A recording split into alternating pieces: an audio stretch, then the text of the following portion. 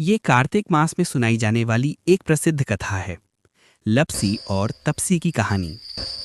एक गांव में एक लपसी जो लापसी यानी मीठा दलिया बनाकर भगवान को भोग लगाते थे, और एक तपसी जो कड़ी तपस्या करते थे रहते थे।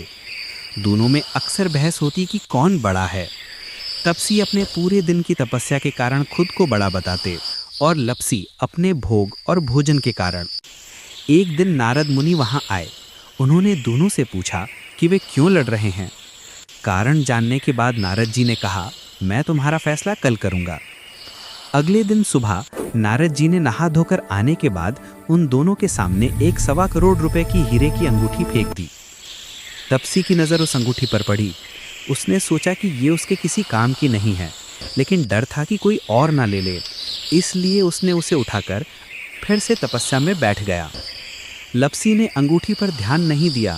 वो उठकर लापसी बनाने और भगवान का भोग लगाकर खाने के अपने नित्य नियम में लग गया। जब नारद जी आए तो उन्होंने तपसी से पूछा कि क्या वो जानता है कि यहाँ क्या हुआ। तपसी ने कहा, महाराज, मैंने 1.25 करोड़ की अंगूठी देखी और उसे चुराकर अपने घुटने के नीचे दबा लिया।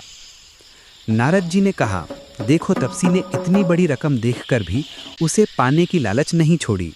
उसने अपनी तपस्या से पहले धन को महत्व दिया और उसे छिपाया।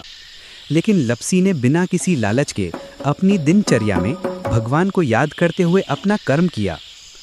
अंत में नारद जी ने फैसला सुनाया कि लपसी बड़ा है, क्योंकि उसने धन मोह को त्याग कर अपने कर्म और भक्ति को महत्व दिया।